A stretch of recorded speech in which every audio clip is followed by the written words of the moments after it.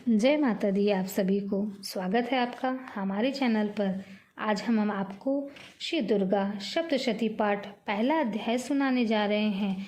मार्कंडेय जी कहते हैं कि सूर्य के पुत्र साविण्य सूर्य की छाया से उत्पन्न, जिनका 8वां मनु कहते हैं, उनकी उत्पत्ति सुनो। मैं विस्तार के साथ कहता हूँ। सूर्य का पुत्र भाग्यशाली साविण्य महामाया की कृपा से जैसे मनवंतर का स्वामी हुआ, वह भी सुनो। स्वारिचिश मनवंतर के मध्य सारे भूमंडल पर चैत्रवंशी सूरत नामक राजा थे। वे अपनी प्रजा का पुत्रों के समान पालन करते थे। उसी समय कोलादिवंशी राजा इनके शत्रु हो गए। महाराज सूरत के साथ इनका युद्ध हुआ। राजा सूरत के पास सेना अधिक थी, किंतु फिर भी वे युद्ध में हार गए। अपने प्रबल शत्रुओं द्वारा हारा हुआ राजा वापस आकर अपने नगर रहने लगा। वहां भी उस दुर्लभ राजा का खजाना व बल दुष्ट मंत्रियों ने हरण कर लिया। राज्य में हटाए गए राजा सूरज शिकार के बहाने अकेले घोड़े पर चढ़कर वन को चले गए। उस वन में राजा ने अहिंसक पशुओं से भरपूर तथा शिष्यों से सुभायमान महर्षि मेधा का आश्रम देखा। राजा उस मुनि के आश्रम में ठहरे। वहां मुनि ने उनका यथोचित सत्कार किया। नगर की ममता के आकर्षण से राजा सोचने लगा कि मेरे पूर्वजों का पाला हुआ नगर मुझसे छीन लिया गया। दुष्ट प्रजा का धर्म पूर्वक पालन करते हैं या नहीं। मेरा बलवान हाथी शत्रुओं के चंगुल में फंसकर न जाने कैसा कष्ट भोग रहा होगा। जो प्रसन्नता भोजन तथा धन द्वारा मेरे अनुचर थे, वे अब दूसरों की सेवा करते होंगे। मेरा कष्ट से इकट्ठा किया हुआ धन अब वही नौकरों द्वारा बेकार के कार्यों में खर्च हो रहा होगा। इस तरह की चिंताएं राजा को सताने लगी। राजा ने आश्रम के निकट एक वैश्य को देखा और पूछा कि तुम कौन हो? आपके यहाँ आने का क्या कारण है? तुम शोक से दुखी दिखाई पड़ते हो। राजा के नम्र वचन सुन के वैश्य विनय पूर्वक बोला, मैं धनिक कुल में उत्पन्न हुआ हूँ। मेरा नाम समाधि है। मैं सुचरित पुत्र और पुत्र बंधुओं ने धन के लोभ में मेरा घर छीन कर मुझे निकाल दिया है, इसलिए मैं वन चला आया हूँ। अपने परिवार के यथाचरण व सुख दुख के विषय में अब तक कोई समाचार नहीं मिला। मेरे पुत्र सदाचार में रत हैं या दुराचार में लगे हैं या कुछ नहीं जानता। राजा बोला, जिन धन के लोभी पुत्र स्त्री आदि ने तुम्हें घर से निकाल दिया है, उनके प्रति अभी तक आपके हृदय में प्रेम क्यों है? वैश्य ने कहा, आपने जैसा कहा वैसा ही मेरे मन में भी आता है। फिर भी क्या करूं? मेरे हृदय में उन धन लोभियों के लिए निष्ठुरता नहीं आती। जिस परिवार ने अपने पिता तथा सर्वस्व को त्याग दिया है, उसमें मेरा मन क्यों फंसा है? मैं जानता हुआ इस रहस्य को नहीं समझ पाता। उन दुराचारियों में मेरा मन फंसा है। मैं क्या करूं? उन हृदयहीनों के लिए भी मेरा मन निष्ठुर नहीं होता। मार्कंडेय जी बोले, हे विप्र, राजा वैश्य दोनों ही मुनि के पास गए और नमस्कार करके दोनों बैठ गए। राजा बोला, भगवान, मैं आपसे एक बात पूछना चाहता हूँ, वह मुझे बताने की कृपा करें। मेरा मन वश में न होने से कष्ट होता है। छूटे हुए नौकर चाकर खजाने आदि की मुझे चिंता नहीं है, और यह जानते हुए भी कि वह मेरे नहीं हैं। एक अज्ञानी की तरह मुझसे मोह है, और यह समाधि वैश्य भी पुत्र स्त्री आदि अपने परिवार द्वारा निकाला हुआ है, किंतु इसका भी मन उन्हीं में फंसा है। इस तरह हम दोनों अत्यंत दुखी हैं। उनके दोषों को जानते हुए भी हम क्यों फंसे हैं? विवेकहीन पुरुषों जैसे मूढ़ता मुझ में तथा इस वैश्य में किस कारण है? ऋषि बोले, जैसे विषय सामने आते हैं वैसा ही समस्त प्राणियों को ज्ञान होता है। हे महाभाव, विषय सबके अलग अलग होते हैं। कोई प्राणी दिन में अंधे हैं, कोई रात्रि में, और कुछ ही दृष्टि दिन और रात्रि में एक ही हैं। ये सच है कि मनुष्य को ज्ञान है, किंतु उन्हें ही है।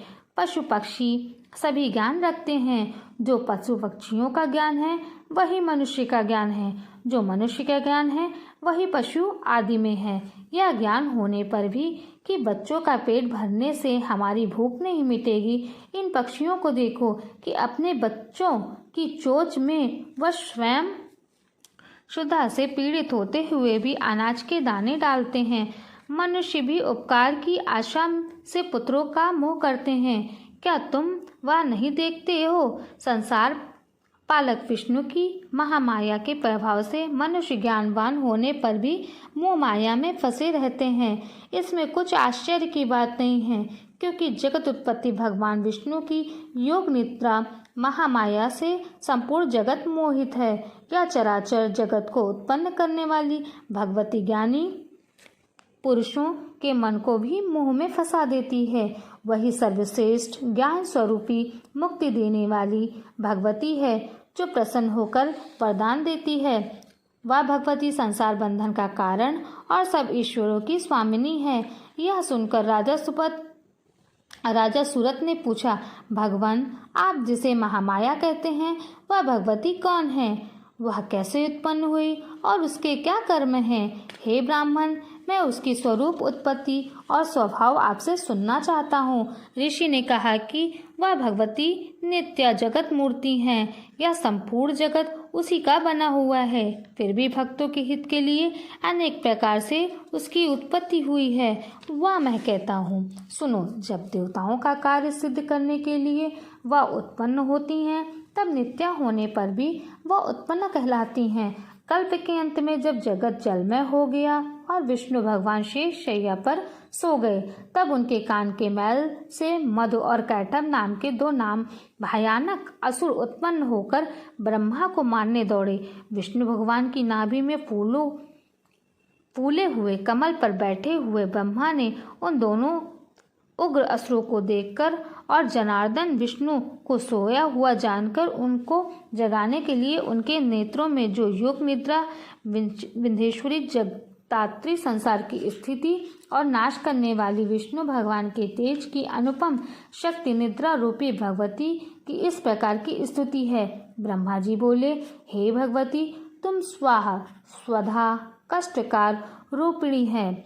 आप स्वर स्वरूपिणी हैं और अमृत रूप हैं। नित्य अक्षरों में हास्व, दीर्घ और लुप्त स्वरूप स्थिति ही आप नित्य अर्ध मात्रा में स्थित हैं, जिससे विशेषकर कोई उच्चारण नहीं कर सकता।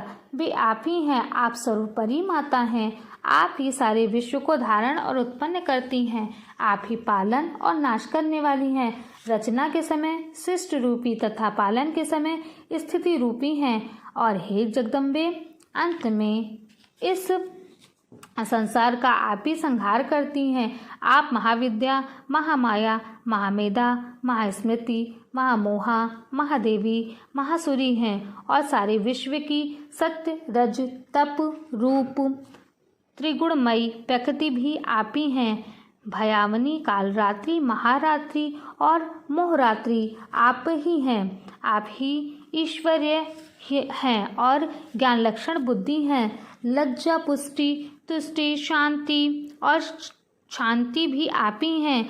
खड्ग, शूल और गदा और वज्र धारण करने वाली हो। शंख, धनुष, बाण, पुष्पंडी धारण करने वाली हो। सौम्या, समांतर हो, अर्थात सब वस्तुओं से बढ़कर सुंदरी हो। आप देवों में सर्वोपरि हो।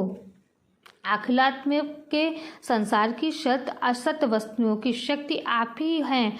और क्या स्तुति करें। आपने संसार के निर्माता, पोषक और विनाशक भगवान विष्णु को भी निद्रा के वश में कर दिया। इसलिए आपकी स्तुति करने में कौन असमर्थ या समर्थ है।